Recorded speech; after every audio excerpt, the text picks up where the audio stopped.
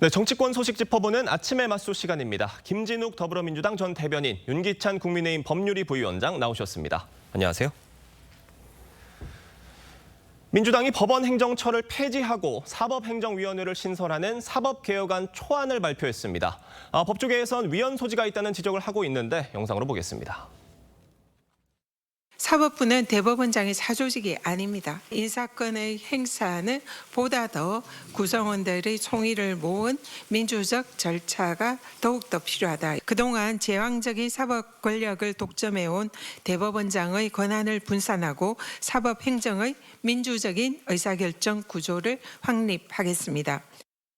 사법권 독립 침해로 인한 위헌 우려가 있다고 생각합니다. 헌법 교과서에서도 사법권에는 당연히 사법행정권이 포함된다고 기술하고 있습니다. 비법관위원이 다수를 차지하는 위원회에 법관 인사에 대한 모든 권한을 집중시킨다면 인사를 통해 재판에 영향을 미치려는 외부의 시도를 효과적으로 차단하기가 어렵습니다.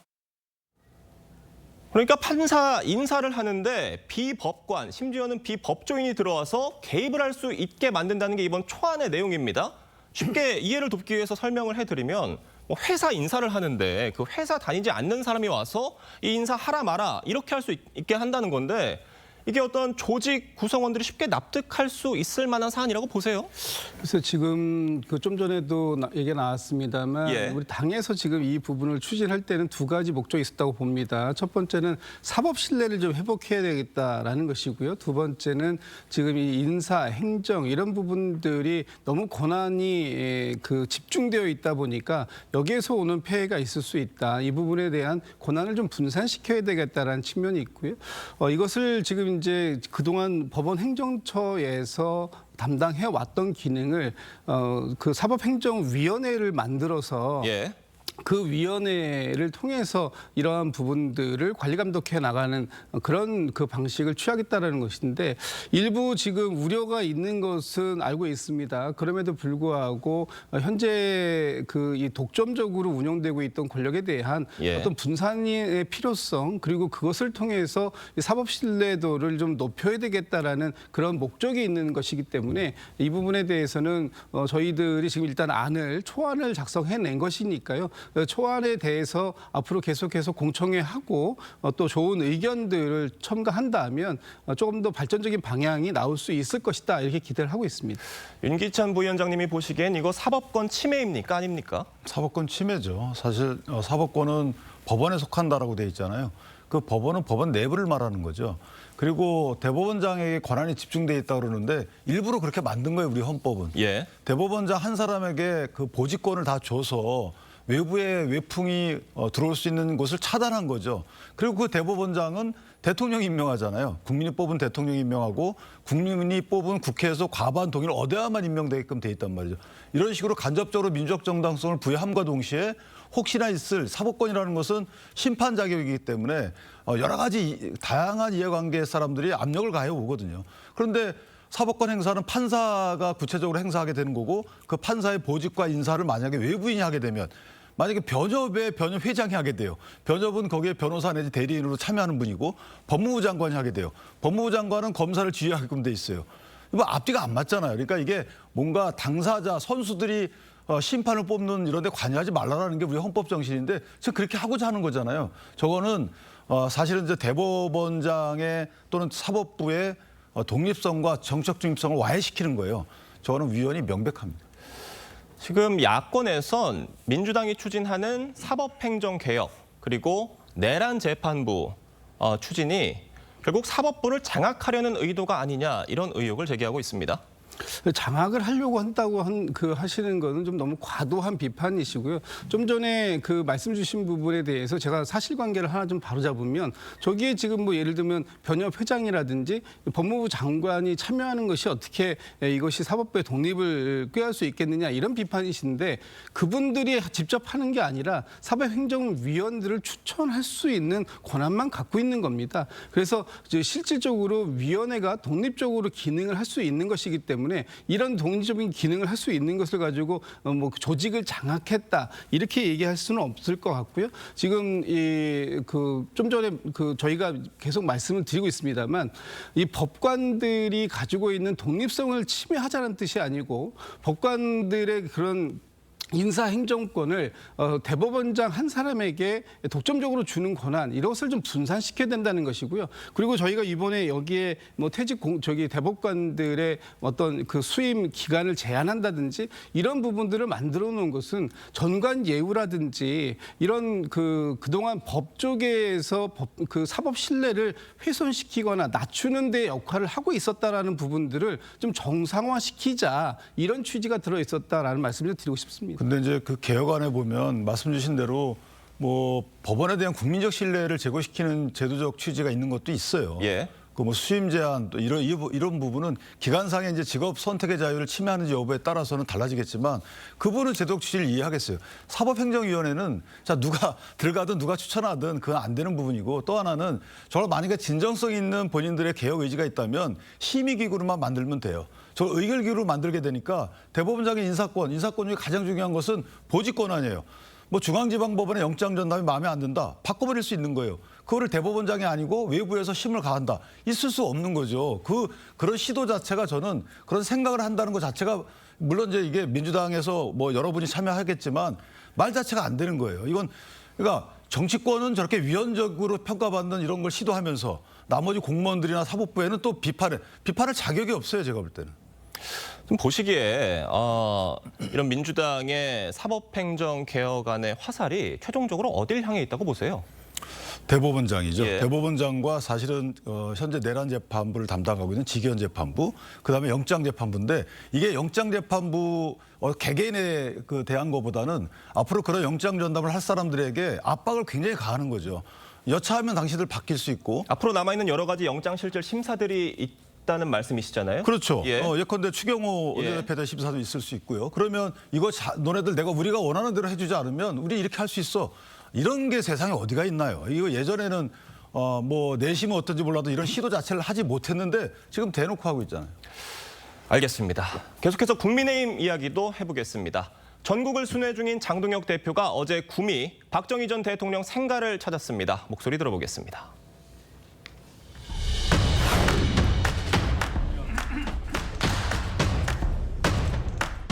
제대로 싸우는 게 혁신이다. 그런데 그 싸우는 대상은 분명할 것입니다. 결국 이재명 정권과 더불어민주당입니다.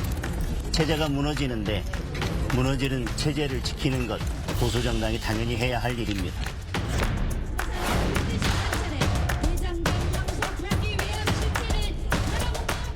아스팔트 세력이라 손가락질 당하는 그것이 부끄러운 것이 아니라 여러분 나라가 이렇게 쓰러져 가는데도 한마디 하지 못하는 것이 부끄러운 것입니다, 여러분.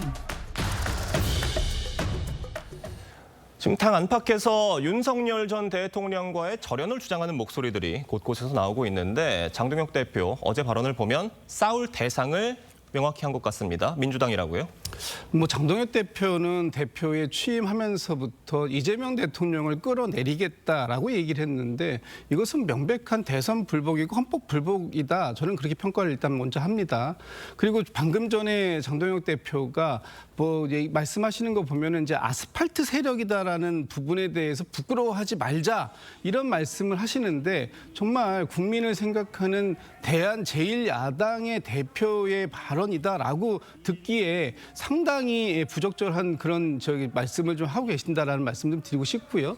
지금 이제 다음 주면은 12.3 비상겸이 1년 되는 날이 옵니다. 네. 그 날이 또 장동혁 대표의 취임 100일이라고도 합니다. 네. 그런데 장동혁 대표는 지난 12.3 비상겸 내란 사태에 대한 반성, 쇄신, 혁신 이런 건 다 필요 없고 무조건 뭉쳐서 이재명 정권만 무너뜨리자라는 지금 주장을 하신다면 과연 국민들의 그 어떤 지지, 호응 이런 부분들을 이끌어낼 수 있을지 심각하게 우려스럽다라는 말씀 드리고요. 지금 국민의 힘이 있어야 할 장소는 저 아스팔트 위가 아닙니다. 국회로 돌아오시고 국회에서 지금 민생 현행 입법도 지금 정기 국회 기간 중 아닙니까? 그렇다면 이 국회에서의 본인들의 역할을 더 확실하게 찾고 강화하는 것이 국민들의 눈높이에 맞는 일이다. 이런 말씀을 드리고 싶습니다. 말씀해 주신 것처럼 비상계엄 1주년이 다가오고 있습니다. 지금 현 국민의힘 지도부와 친윤계 의원들은 이미 사과 여러 차례 했다. 이런 입장이지만 여전히 당내 또 분란과 혼란은 완벽하게 정리되고 있지 않은 상태이기 때문에 장동혁 대표가 이 내부 정리를 어떻게 할 것이다라는 목소리가 12월 3일에 좀 나와줘야 된다는 지적들이 있어요. 근데 12월 3일 날 저 목소리가 나올지는 모르겠어요. 네. 분명히 사과는 100번이라도 할 수 있죠. 사과를 통해서 국민적 의사를 저희가 지지를 끌어온다면 사과 뭐 100번 못 하겠습니까? 그리고 예. 계엄에 대해서는 이미 당내에서는 정리가 됐어요. 평가에 대해서는 이건 부당하고 잘못됐고 실제 국민의힘도 엄청난 피해를 받고 있는 건 맞습니다. 네. 국민이 가장 큰 피해를 받고요. 따로 이런 것에 대해서는 당연히 잘못했다는 인식을 갖고 있고 사과를 해야 된다고 생각하고 있습니다만은 현재 민주당이 국민의힘을 위헌정당 해산 심판 대상으로 상정하고 지금 행위를 하고 있잖아요. 따라서 추경호 원내대표에 대한 영장 결과에 따라서 그 결과까지 보고 나서 뭔가를 해야 된다 이런 의견이 꽤 많은 걸로 알고 있고요. 따라서 사과 이 부분은 안 하는 게 아니고 저희가 하는데 시점 고름과 동시에 민주당과의 이런 역학관계도 고려하는 것이다 이런 생각이 하나 있는 거고 또 하나는 아스팔트 관련돼서 자꾸 논쟁이 있는데 실제 지금 가장 당면한 것은 과거에 대한 청산 사과 다 중요합니다만은 더욱더 중요한 것은 이재명 정부가 만약에 잘하고 있다면 모든 걸 다 잘하고 있다면 그게 맞죠. 그런데 현재 하고 있는 아까 대법원장에 대한 인사권 뺏어온다는 이 노력 같은 거 보십시오. 예. 그럼 이걸 견제해야 되는데 견제 먼저 하고 야당의 역할을 하고 이게 급선무 아니겠습니까? 그런데 너네들 먼저 사과부터 하고 나서 견제할 자격이 주어진다. 그건 민주당의 시각인 거고요. 국민의 정당 보조금을 줘가면서 국민의 힘에 기대하는 것은 이거는 민주당의 잘못된 부분을 견제하고 막으라는 건데 못 막고 있는 거죠. 오히려 못 막고 있는 거에 대한 국민적 실망감이 더 큰 것이다. 여기에 국민의힘에 더 오히려 고민의 지점이다. 이렇게 생각합니다. 지금 민주당에서 1인 1표제 논란과 비슷하게 국민의힘에서도 경선룰 놓고 당내 이견이 표출하고 있습니다. 당심을 50%에서 70%로 높이는 방안에 대해서 지도부가 좀 선을 긋는 분위기였는데 어제 장동혁 대표가 여기에 힘을 싣는 듯한 발언을 했습니다. 최종 결론 어떻게 날 것으로 보세요? 저는 지금 그 국민의힘에서 이번 이제 지방선거에 출마하시는 분들을 선출하는 과정 여기에서 당원의 비율을 50%에서 70%로 높이고 또 여론의 비율을 50%에서 30%로 낮추는 이 안이 확정적으로 통과가 될 것이다라고 이렇게 예측을 하고 있는데 지금 이런 방법으로 갔을 때 예. 과연 국민의힘이 일반 국민들 또는 중도층에 있는 표들을 흡수하려고 하는 노력보다는 지금 현재 국민의힘을 지지하고 있는 국민의힘 지지층 또는 그 우의 지지층까지도 함께 아우르겠다라는 정도로밖에 안 보이기 때문에 아마 지금 당내에서도 이 부분에 대한 많은 비판적 목소리가 나옴에도 불구하고 지금 그 뭐 지도부에서는 7대3의 이 방식을 그대로 끌고 나가겠다 이런 이제 의지를 보일 것 같은데요. 과거에 당대표 선거에서 7대3 여론을 30% 반영하던 것을 당원 100%로 바꿨을 때 그때 어떤 상황이 있었는지에 대해서 국민의힘 그 지지층에서는 아마 잘 깊게 판단하실 수 있을 것이다 생각하고 있습니다. 뭐 오세훈 시장을 비롯해서 내년 지방선거 출마가 예상되는 광역단체장들 당심 70% 상향안에 반발하고 있고요. 심지어 윤상현 의원도 비판 목소리를 냈습니다. 결국 중요한 건 본선 경쟁력 아니겠어요? 어떻게 보세요? 저게 이제 장단점이 분명해요. 예. 지금 이제 아마 그 대책위에서 저 안을 만든 이유는 지방선거 출마자들이 저렇게 되면 이제 당원을 많이 모집하거든요. 그래서 당원 확충 차원에서는 분명히 이득이 있습니다만은 또 하나는 이제 70% 저렇게 되면 한쪽 부분에 또 호소를 하는 이런 선거운동 또는 그런 후보가 선출될 가능성이 있기 때문에 예. 저는 저게 예선이나 아니면 본선 또는 광역자치단체장이나 아니면 기초자치단체장 이하 이런 식으로 나눠서 룰을 바꿀 필요도 있을 수 있어요. 다만 이 당심과 민심이 수렴하는 결과를 저희가 쭉 봐왔기 때문에 큰 결과의 차이는 없겠지만 사실 국민에게 미치는 영향이 있어서 저 부분을 좀 신중히 정하는 것이 맞지 않겠는가 개인적으로 그렇게 생각합니다. 이 당심 70% 상향안을 제안한 지선기획단 단장 나경원 의원의 서울시장 출마설이 나오고 있는데 당내에선 이해 충돌 아니냐 이런 목소리도 나오고 있다 그래요. 그래서 이제 비판점이 있는 것인데 저는 개인적으로 그래서 광역과 기초를 나눌 필요가 있다는 거죠. 또는 예선 때는 뭐 70대 30을 하더라도 뭐 결선, 본선 여기서는 또 50대 50을 유지하는 이런 식으로 좀 깊은 논의가 필요한 지점이 아닐까 싶습니다. 알겠습니다. 다음 소식 짚어보겠습니다. 76년 동안 유지되어 온 공무원의 복종 의무가 사라집니다. 상관의 위법한 지시는 거부할 수 있게 된 건데 법 개정 취지부터 좀 설명을 해주세요. 그렇습니다. 이번에 1949년도에 국가공무원법이 제정될 당시에 상관의 지시에 복종해야 한다라는 이제 표기가 있었습니다. 그런데 지금 12.3 비상계엄 사태를 거치면서 보니까 상관의 지시가 위법하거나 위법한 상황에 있을 때도 그럼 그 지시마저도 복종을 해야 하느냐라는 부분들에 대해서 문제 제기가 이제 비판이 굉장히 커져 있었던 상황이고요. 예. 헌법을 위반한다든지 법률을 위반한다든지 하는 부분에 있어서는 그 지시가 상관으로부터 나왔다 하더라도 이 지시에는 따를 수 없다, 안 따라도 된다라는 것을 명문화해서 이것을 이 법적인 근거를 마련해 주자라는 것이 이번 개정안의 취지이다, 이런 말씀 좀 드리고요.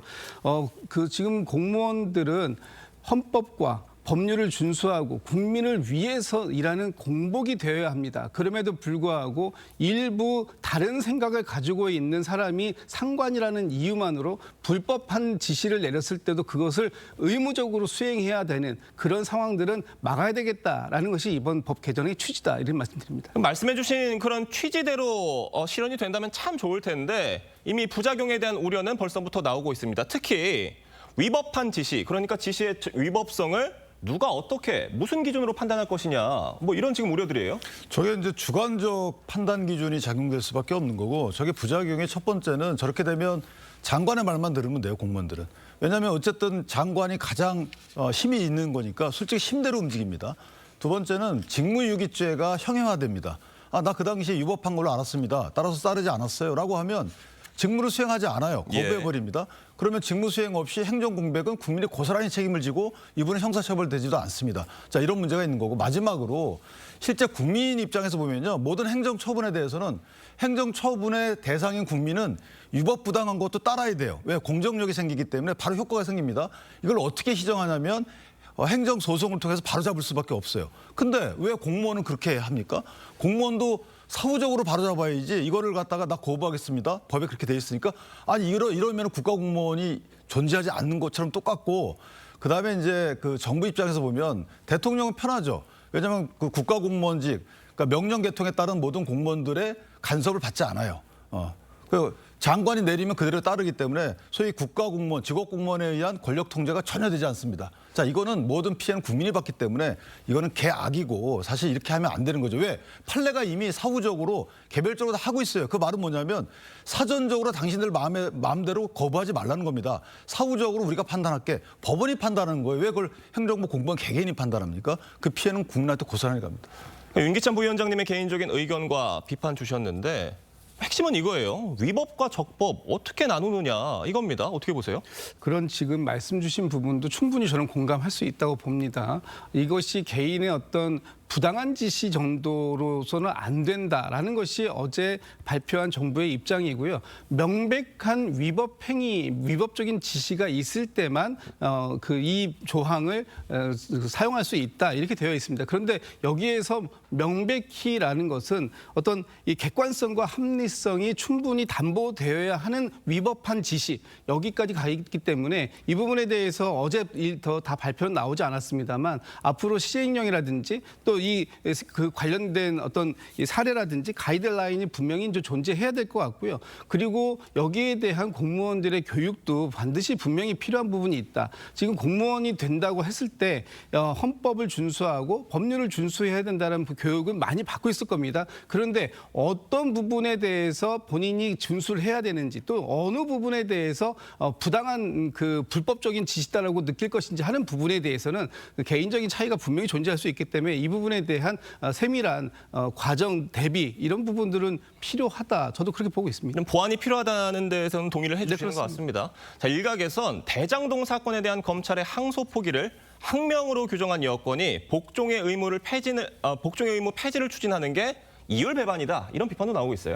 근데 저희가 그러니까 AI를 활용할 필요가 있어요. AI요? 민주당이나 정부는 우리가 과거 했던 것과 이게 혹시나 상반되느냐라고 물어보고 나서 했어야 되는 거죠. 아니 저렇게 어떻게 꼼꼼한 점검이 필요했다라는 말씀이세요? 저거는 점검을 넘어서서 예. 뻔한 거잖아요. 예. 그러니까 그때는 이 항명이라고 규정해놓고 지금도 법안 내용 보면요. 지휘 감독에 의견 제시하게끔 돼 있거든요. 의견 제시할 수 있다. 의견 제시했는데도 만약에 계속 이 지휘 감독을 권을 행사한다 그러면 나 상당한 이유가 있는 경우 나 그거 하지 않겠습니다. 왜 위법하니까. 이렇게 해도 된다는 거잖아요. 근데 저게 판례에서 유지되는 거를 그냥 법령화했다고 하는 주장에 따르면 예. 그럼 바로 직전 한 수십 일 전에 왜 그렇게 했습니까? 그러니까 앞뒤가 안 맞는 말씀하는 거고 저 말은 뭘 의미하냐면 결국은 선출 권력이나 아니면 이 국회에서 지시하는 대로 따를 수밖에 없는 행정 공무원을 만들려는 의도가 있다라고밖에 볼 수가 없죠. 저희가 그럴 오해를 할 수밖에 없는 겁니다. 알겠습니다. 오늘 두 분 말씀은 여기까지 듣겠습니다. 감사합니다.